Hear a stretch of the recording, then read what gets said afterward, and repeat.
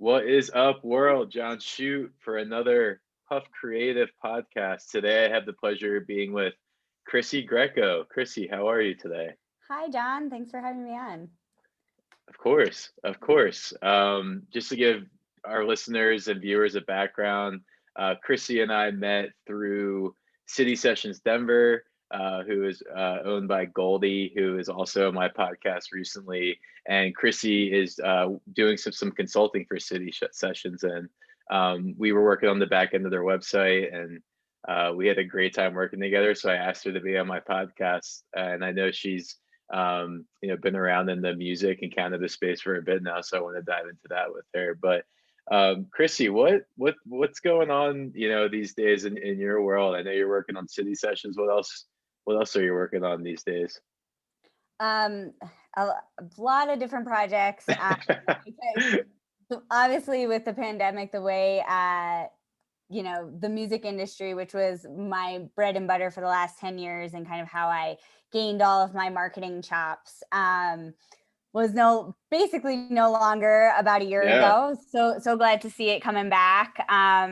And in that time, actually, it was great timing for me because I had already enrolled in an MBA program, and I'm currently taking my first ever like real marketing class in college. I was kind of nice. fully self-taught up to this point. I was a theater major in undergrad, and it's hard. It's like very theory based, and it's kind of proven to be like challenging for me because as you know, like the marketing space, especially digital marketing right now, I mean, it's so fast moving. Oh my God, So it's it's like insane. crazy to be like, reading case studies from 2011 and like trying to learn about, product theory, which is great to know and cool to have that background. It's interesting to work a little backwards there. And actually moving forward, I'm working on creating my own course at CSU for their music business program. I'm teaching a music marketing course. So a Nice. little bit of moving backwards, getting that foundation again, and then moving forward, doing some teaching again, and then I'm doing some digital ad buying for a live streaming company and a ton of consulting work with cannabis entrepreneurs, which is really exciting. Love working with City Sessions, and previously I'd worked with a company called Trivium Cannabis with Goldie they're based in Michigan. We did a bunch of Nice. branding work for them, which was really fun. I run a branding workshop, which I love to do, and I love to kind of I named my company By the Why Consulting, and that really goes deep into the heart of marketing theory. Yeah.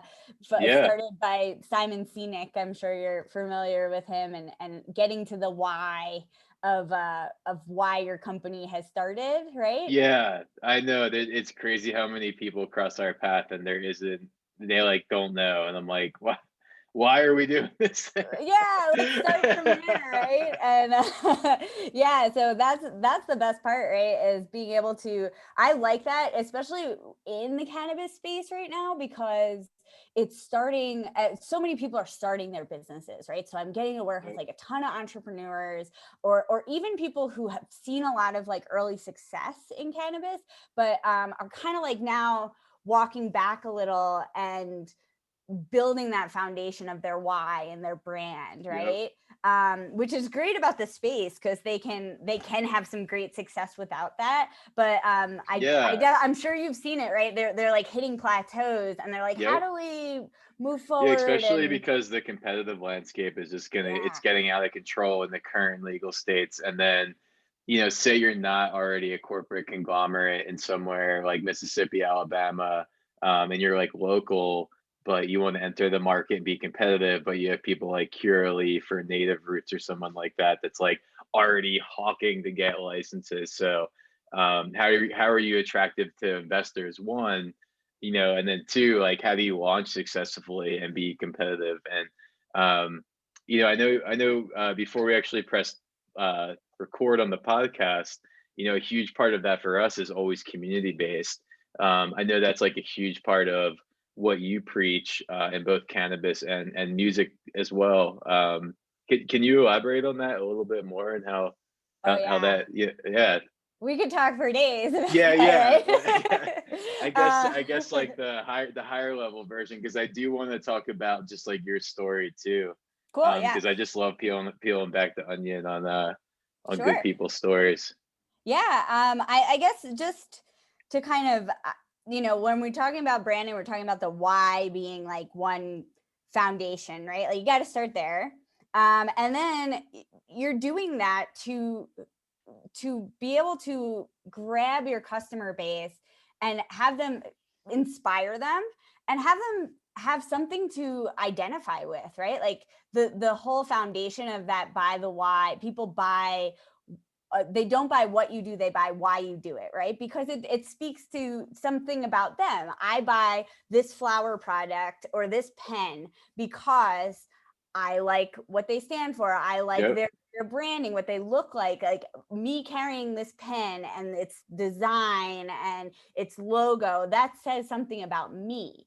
And that is foundational, but then it expands out from the individual purchaser and consumer to how they interact with the world and the community that surrounds itself around your product or your service, right? Your company. And being able to tap and harness that community is, I think, it's always been important in marketing, but especially in this digital age and especially with social media, right? And Yep. Clubhouse or um, uh, Instagram or Facebook or even text and SMS. It's about building that community and giving people like a platform to connect with others with the like founding crux of what we all have in common is our love for this product or service and how that speaks to us and that why. So I mean, it all comes full circle, and that's how you create loyal, long lasting fan bases, and whether that's in music or in a cannabis product or brand, right? 100%. Yeah, that's so important. Yeah, that's really, those are such interesting points you bring up, because it really does, being submerged in the industry for so long, and working with brands who maybe resist against that process or like building that story, you see them struggle. And then you take a look at some of the most successful brands in the space. Maybe not every successful brand, but a lot of the ones, and a lot of the ones I respect, they have that perspective on community building, infusing that into the brand and kind of having it expand outward. So that's awesome that that's your approach to the projects you're consulting on. Um, let's take things step back. Let's peel back the onion further here. Where are you from, actually? I'm from New York, Okay, downstate, just outside the city. nice. A little town called Pelham in Westchester. It's like right on the border of the Bronx, so like all the Yep, way down I there. know where it is. Oh yeah. I'm from New Jersey, so I spent quite a time in New York. I went to Oh, Rutgers as well. oh, cool. So I spent have a beach house. I grew up in Wildwood, going there. Oh, nice. Yeah. I'm from South Jersey too. I learned how Oh, to cool. surf in Ocean City. Oh, I used to go to the monster truck rallies in Wildwood in as a Wildwood, kid. out on Yeah. the beach. Yeah. Yeah. I feel like the beach That's there is awesome. like a mile, like it's like a mile to get to the ocean. Like It's so it's long. so weird. It's wild, right? Um, no way. That's interesting. So Yeah. New York, um, New York when and so, Jersey a little bit. yeah, New York and Jersey in a little bit. This is something I always ask, folks on my podcast, but because you do some cannabis consulting, when did that like enter your life, and Oh, sure. how? Oh yeah, I started really young. I started smoking pot in freshman year of high school. So I guess I was 14. Yeah, I like was dating a senior and their group, their little crew, guys were called Smoking and Chillin', SNC, and we were just the potheads. I always gravitated. My friends are always like the skater kids, and that was kind of part of the culture, right, and part of that community. yeah. Um, One thing, I moved to Colorado in 2008, right after college, and Where'd you go to school? I went to school in upstate New York, this tiny liberal arts college called Hartwick. Okay. In I feel like I've heard of that school. It's in Oneonta, New York, which Yeah, there's a SUNY up there. There's a state that's school right. right next Okay. door. Yeah. Yeah. And so I came out here and like right in 2008, right? So like right before like uh, everything changed in 2009, like right when Obama came into office and said like no more federal raids on medical and legal dispensaries. Um and then I've been here through that whole process of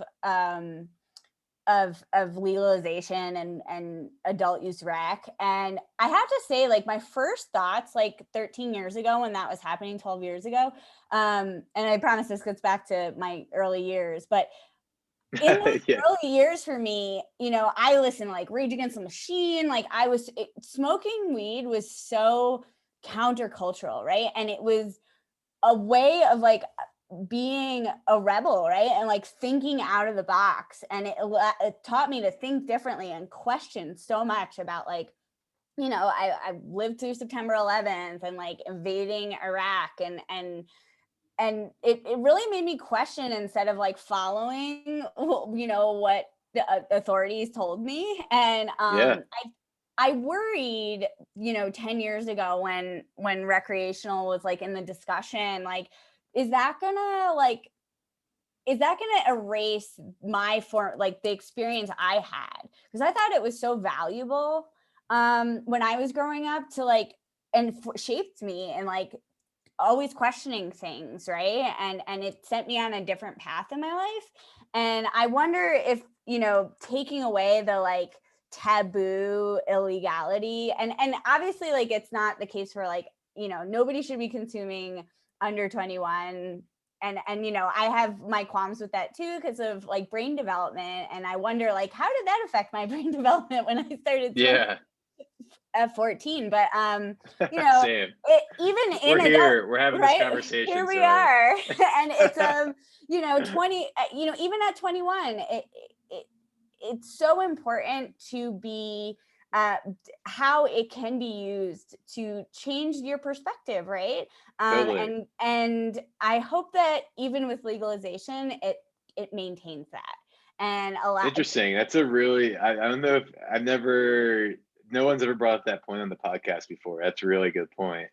And it's, Yeah, I've talked who about this knows? before. It's like, it was like the dare, like you're part of the dare program, right? It's kind Yeah, of like, yeah, yeah, it's weird. Like, I wonder, because what's another perspective on that too is like they almost infuse in your brain that if you consume cannabis, that automatically you're a drug addict and gonna start like yeah. doing Gateway heroin and drug. doing all these drugs. Yeah, And it almost turns it into a gateway drug, in that sense, yeah. or like it puts that mentality that you're talking about like in it. So yeah, I guess to your point, I think that just like education is going to be just the moral of the story, like Oh moving yeah. forward. Because yeah, like having a daughter myself now, I'm like, oh, like how are we gonna like infuse like comfortably be consumers and advocates, but like infuse this into her life the right way and like Right. educate her properly when like I'm a product of the dare era. My parents, scolded me when I was 14. They caught me smoking. So, really, really interesting point. Thank you for bringing that up. Yeah. And I mean, like, that's why I love working with city sections and I'm like so Yeah, behind Goldie on education.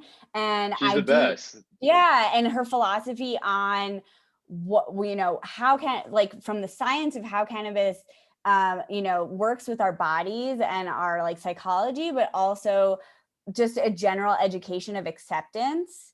And I'm all for it. Like, don't get me wrong. Like, Yeah, I want it to be more accepted and legal and like 100% behind that. But I also wonder how we can continue to educate and move into this acceptance space and this legalized space, and still like have the plant maintain this door opening, mind opening quality that it had for me growing up. 100%, Yeah. 100%.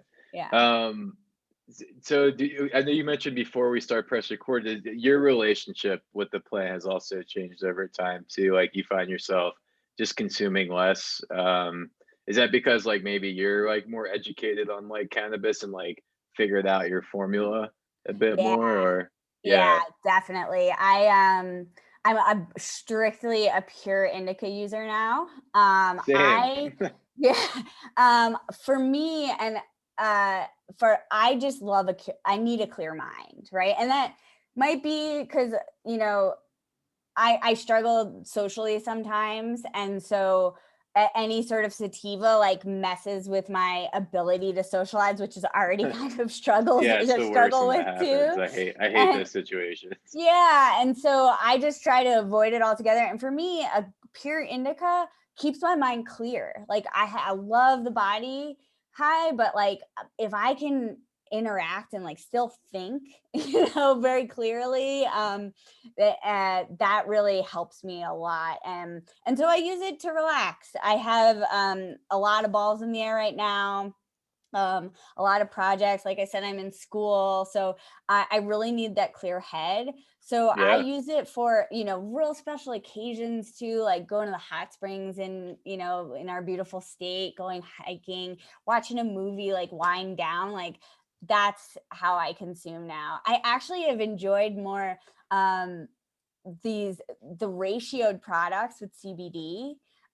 So like an 18-to-1, high CBD, like low, just a little bit of THC to really activate. Man, what a game changer. Just so relaxing in the right setting. That's the kind of consumption I like now.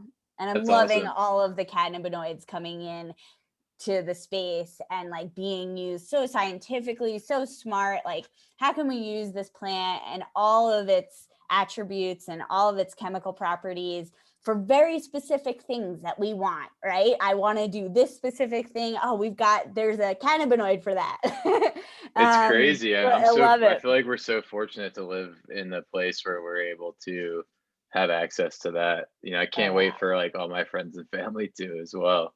Right. I feel like we're on the same vibe with like the way we like to consume too. I'm like a huge fan of clear head and huge fan of sleep too. Yeah. Um, I see my baby waking up here, so there could be a risk of a baby crying soon. But Okay. I wanted to lead into what's the future looking like for you right now? What's up and coming that you're excited about, and like maybe what's happening with City Sessions you're excited about, and also personally. Awesome. Yeah. With city sessions, we're excited for a really busy tourist season. More and more Yeah, states have legalized it during the everyone's pandemic. so stoked. So many people are coming here to experience the Colorado cannabis scene. So we're gearing up for a busy tourism season. The more people we can get here to educate, the more industry people who are in other states. They see the industry a great business opportunity. They're coming out here. Goldie's Consulting, giving them a tour of what's going on here, what it's been like over the last 10 years, and this so they can take that knowledge to their states, get a leg up by learning from our established market here. So that's all super exciting. I'm excited to see some smoking indoor, I don't know what they're calling it, maybe you can help me, The the consumption lounges. consumption lounges. I'm so Yeah, I excited can't to see wait. that happen. Yeah. I went to Amsterdam in 2006 and got to experience that, and I'm just so excited to see it come to the States and see Colorado do it right, and just manage it well, and see how where entrepreneurs take it. It's going to be really cool in the next year to see It's where that crazy goes. to be like, I thought we were in the beginning when I first started cannabis, and it hasn't even gotten going yet. It's so crazy. It's so cool. I'm Um, excited to be a part of it. yeah, anything else you want to leave our viewers and listeners with before we close things up here? I want to also just, I'll plug your social media links and stuff into this podcast so people can stay tuned in what's going on. But anything else that we should be aware of? I think, if you find a product that really speaks to you in your life, like for you, your use, share your story. Yeah. I think that's really, it builds community around cannabis. It's going to continue to push national legalization with more people coming out with their different and diverse stories as being users, cannabis consumers. And with so many different incredible products that can be used in very specific ways, and for so many different needs and uses. Like, I think the more we're really talking about it, educating others and sharing our stories, the better it's going to be for everyone. I totally agree. That's I couldn't agree more. Well, Yeah. Chrissy, thank you so much for your time. I really, really appreciate it. And I hope you have a really good rest of the day. You too. Thank you so much for having me on, John. This was a great conversation. Thanks so much.